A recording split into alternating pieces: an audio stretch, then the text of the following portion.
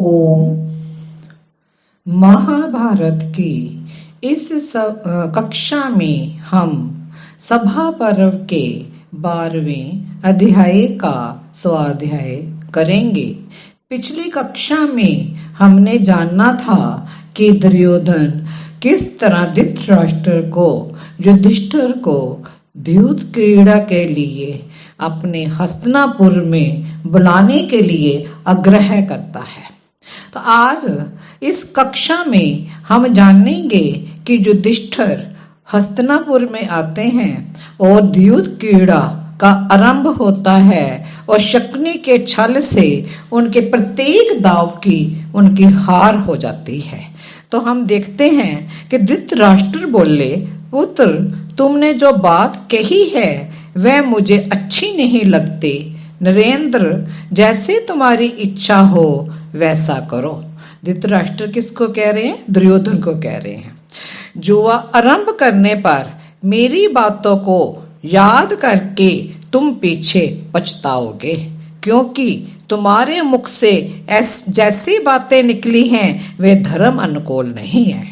अब देखो, जो धृतराष्ट्र कह रहे हैं वो ये जानते हैं कि जो ये कार्य है युधिष्ठिर को हस्तिनापुर बुलाना द्यूत क्रीड़ा के लिए और उसे चाल चाल कर हराना ये धर्म अनुकूल नहीं है। तो इसलिए वो कह रहे हैं। तदंतर विद्वान राजा धृतराष्ट्र ने मंत्रियों में प्रधान विदुर को ये आज्ञा दी कि तुम राजकुमार युधिष्ठिर के पास जाकर मेरे आदेश से उन्हें शीघ्र यहाँ ले आओ। राजा धृतराष्ट्र के बलपूर्वक भेजने पर विदुर जी अत्यंत वेगशाली, बलवान तथा अच्छी प्रकार वश में किए हुए श्रेष्ठ अश्वों से जुते हुए रथ पर सवार होकर परम बुद्धिमान पांडवों के पास गए। सत्यवादी महात्मा अजमीढ़ नंदन अजात शत्रु राजा युधिष्ठिर ने विदुर जी का यथावत आदर सत्कार करके उनसे पुत्रों सहित धृतराष्ट्र की कुशल पूछी। युधिष्ठिर बोले, विदुर जी आपका मन प्रसन्न नहीं जान पड़ता। आप कुशल से तो आए हैं। वृद्ध राजा धृतराष्ट्र के पुत्र उनके अनुकूल तो चलते हैं ना, सारी प्रजा उनके वश में है ना। विदुर ने बताया, हे राजन, इंद्र के समान प्रभावशाली महामना राजा धृतराष्ट्र अपने भाई बंधुओं तथा पुत्रों सहित कुशल पूर्वक है। अपने विनीत पुत्रों से वे प्रसन्न रहते हैं, उनमें शोक का अभाव है। वे महामना अपनी आत्मा में ही अनुराग रखने वाले हैं। कुरुराज धृतराष्ट्र ने पहले तो उसे कुशल और आरोग्य पूछकर यह संदेश दिया है कि वत्स, मैंने तुम्हारी सभा की भांति ही एक सभा तैयार कराई है। तुम अपने भाइयों के साथ आकर दुर्योधन आदि भाइयों की इस सभा को देखो। इसमें सभी इष्ट मित्र मिलकर जुआ खेलें और मन बहलाएं। हम सभी कौरव तुम सबसे मिलकर अति प्रसन्न होंगे। युधिष्ठिर बोले, विदुर जी जुए में तो झगड़ा फसाद होता है। कौन बुद्धिमान मनुष्य जुआ खेलना पसंद करेगा? अथवा आप क्या इसे ठीक समझते हैं? हम सब लोग तो आपकी आज्ञा के अनुसार चलने वाले हैं। विदुर ने कहा, विद्वान, मैं जानता हूँ कि जुआ अनर्थ की जड़ है, अतः मैंने उससे रोकने का प्रयत्न भी किया। तथापि राजा धृतराष्ट्र ने मुझे तुम्हारे पास भेजा है। ये सुनकर तुम्हें जो कल्याण कर जान पड़े वह करो। युधिष्ठिर ने पूछा, हे विदुर जी, वहां राजा धृतराष्ट्र के पुत्रों को छोड़कर अन्य कौन कौन धूर्त जुआ खेलने वाले हैं? ये मैं आपसे पूछता हूँ। आप उन सबको बताइए जिनके साथ मिलकर और सैकड़ों की बाजी लगाकर मुझे जुआ खेलना होगा। विदुर बोले, राजन, वहां गंधार राज शकुनी है जो जुए का बहुत बड़ा खिलाड़ी है। वह अपनी इच्छा के अनुसार पांसे फेंकने में सिद्धहस्त है। उसे द्यूत क्रीड़ा के रहस्य का पूर्ण ज्ञान है। उसके अतिरिक्त राजा विंशति, चित्रसेन, राजा सत्यव्रत, पुरुमित्र और जय भी होंगे। युधिष्ठिर बोले, महाराज विदुर जी, मैं राजा धृतराष्ट्र की आज्ञा से जुए में अवश्य चलना चाहता हूँ। पुत्र को पिता सदैव मान्य है, अतः आपने मुझे जैसा आदेश दिया है मैं वैसा ही करूँगा। मेरे मन में जुआ खेलने की इच्छा नहीं है। यदि मुझे विजयशील राजा धृतराष्ट्र सभा में ना बुलाते तो मैं शकुनी से कभी जुआ नहीं खेलता, परंतु बुलाने पर मैं कभी पीछे नहीं हटूंगा, ये मेरा सदा का नियम है। विदुर से ऐसा कहकर धर्मराज युधिष्ठिर ने तुरंत ही यात्रा की संपूर्ण तैयारी करने का आदेश दे दिया। फिर प्रातःकाल होने पर उन्होंने अपने भाई बंधुओं, सेवकों तथा द्रौपदी आदि स्त्रियों के साथ हस्तिनापुर की यात्रा की। धर्मात्मा पांडुपुत्र युधिष्ठिर हस्तिनापुर में पहुंचकर धृतराष्ट्र के भवन में गए और उनसे मिले। इसी प्रकार महाराज युधिष्ठिर भीष्म, द्रोण, कर्ण, कृपाचार्य और अश्वत्थामा के साथ भी यथा योग्य मिले। उन पुरुष श्रेष्ठ प्रिय दर्शन पांडवों को आए देख कौरव अत्यंत हर्षित हुए।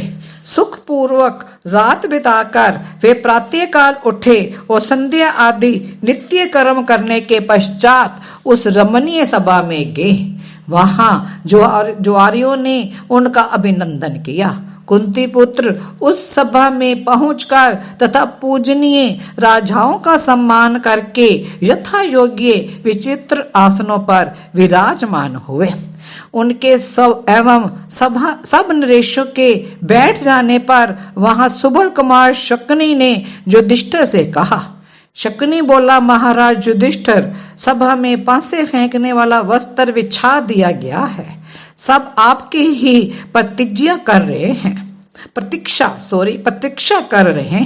अब पासे फेंककर जुआ खेलने का अवसर मिलना चाहिए।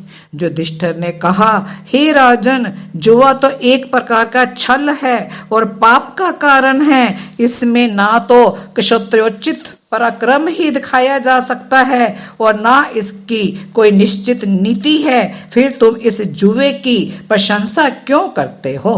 हे शकुनी, ज्वारियों का छल कपट में ही सम्मान होता है। सज्जन पुरुष वैसे सम्मान की प्रशंसा नहीं करते। तुम क्रूर मनुष्य की भांति अनुचित मार्ग से हमें जीतने की चेष्टा ना करो। ज्वारियों के साथ शठता पूर्वक तो जुआ खेला जाता है, ये पाप है। धर्मानुकूल विजय तो युद्ध में से ही प्राप्त होती है। अतः क्षत्रियों के लिए युद्ध ही श्रेष्ठ है, जुआ खेलना नहीं। इस तरह युधिष्ठिर शकुनी को कह रहे हैं। शकुनी, हम लोग जिस धन से अपनी शक्ति के अनुसार ब्राह्मणों की रक्षा करने का प्रयत्न करते हैं, उसे तुम जुआ खेलकर हमसे हड़पने की चेष्टा मत करो। मैं धूर्ततापूर्ण वर्ताव द्वारा सुख अथवा धन पाने की इच्छा नहीं करता, क्योंकि ज्वारी के कार्य को विद्वान लोग अच्छा नहीं समझते। शकुनी ने कहा, युधिष्ठिर, एक क्षत्रिय जो वेद का विद्वान है, जब दूसरे क्षत्रिय के पास उसे जीतने के लिए जाता है तब शठता से ही कार्य लेता है।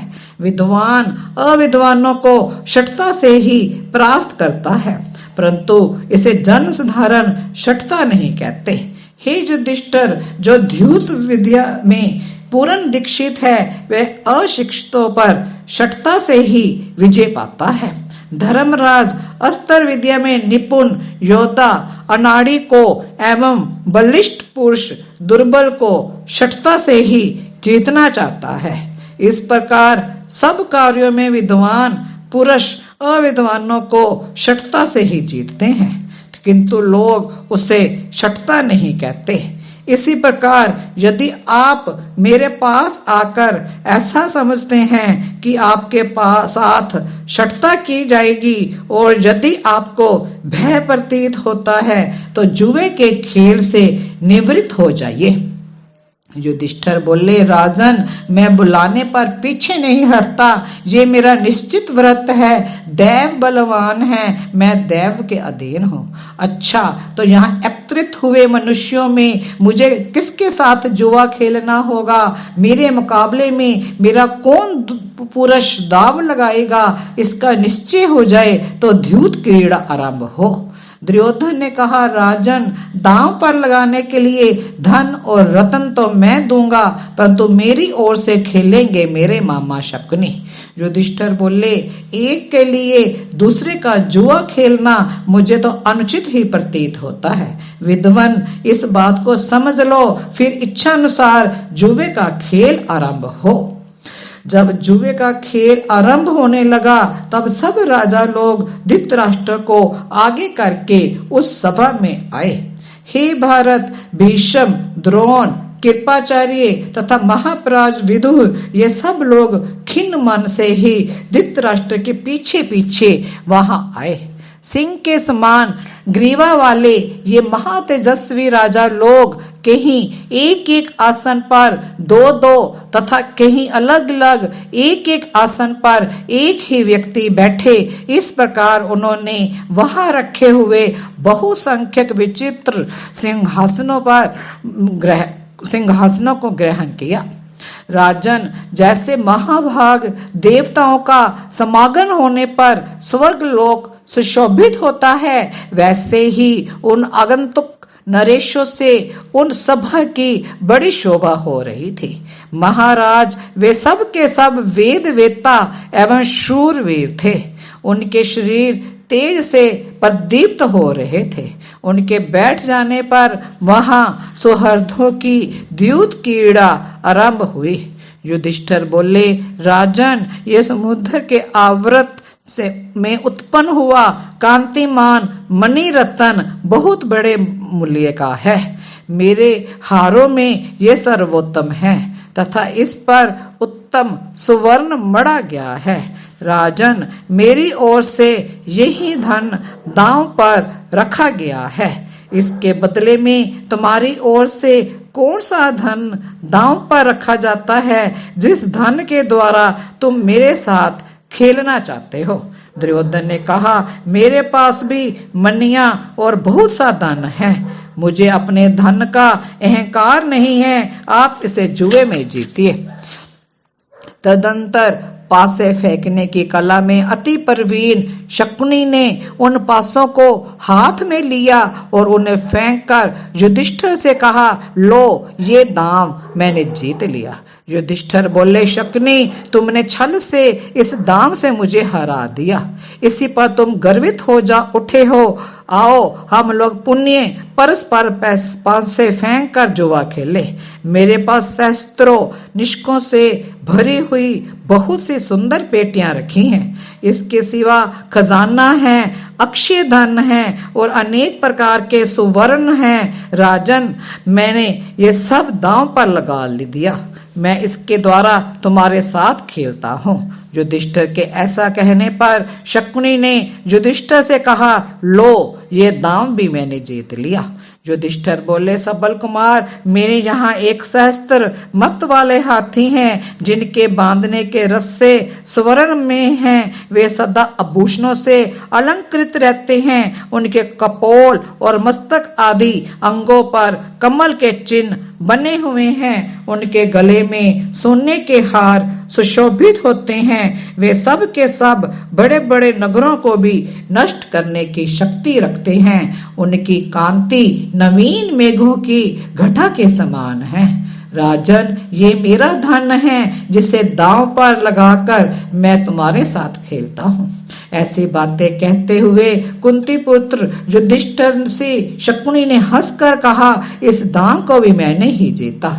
युधिष्ठिर बोले, मेरे पास उतने ही अर्थात एक शस्त्र रथ हैं, जिनकी ध्वजाओं में सोने के डंडे लगे हैं। उन रथों पर पताकाएं फहराती रहती हैं। उनमें सधे हुए घोड़े जोते जाते हैं तथा विचित्र युद्ध करने वाले रथी उनमें बैठते हैं। राजन, ये मेरा धन है, इसे दांव पर लगाकर मैं तुम्हारे साथ खेलता हूँ। उनके ऐसा कहने पर वैरी दुरात्मा शकुनी ने युधिष्ठिर से कहा, लो ये दांव भी मैंने ही जीता। युधिष्ठिर बोले, मेरे पास तीतर पक्षी के समान विचित्र वर्ण वाले गंधर्व देश के घोड़े हैं, जो सोने के हारों से समलंकृत हैं। शत्रुदमन चित्ररथ गंधर्व ने युद्ध में पराजित एवं तिरस्कृत होने के पश्चात संतुष्ट हो गंडीवधारी अर्जुन को प्रेम पूर्वक वे घोड़े भेंट किए थे। राजन, ये मेरा धन है जिसे दांव पर लगाकर मैं तुम्हारे साथ खेलता हूँ। ये सुनकर छल का आश्रय लेने वाले शकुनी ने पुण्य अपनी ही जीत का निश्चय करके युधिष्ठिर से कहा, ये दांव भी मैंने ही जीता है। युधिष्ठिर ने कहा, मेरे पास तांबे और लोहे की 400 निधियां खजानों से भरी हुई पेटियां हैं, प्रत्येक में 5-5 द्रोण विशुद्ध सोना भरा हुआ है। वह सारा सोना तपाकर शुद्ध किया हुआ है, उसका मूल्य आंका नहीं जा सकता। भारत, ये मेरा धन है जिसे दांव पर रखकर मैं तुम्हारे साथ खेलता हूँ। ऐसा सुनकर छल का आश्रय लेने वाले शकुनी ने पूर्ण निश्चय के साथ युधिष्ठिर से कहा, ये दांव भी मैंने ही जीता। आज इतना ही ये अध्याय हमारा समाप्त हुआ। सभा पर्व का 12वां अध्याय आज हमने इसका स्वाध्याय किया। इसमें हमने देखा कि शकुनी किस तरह युधिष्ठिर को हराता जा रहा है, हर पासा जो फेंक रहा है युधिष्ठिर उसमें हार जाता है और शकुनी जीत रहा है। अभी ये द्यूत क्रीड़ा का जो चल रही है खेल, ये समाप्त नहीं हुआ है। आज इतना ही। ओम शांति शांति शांति।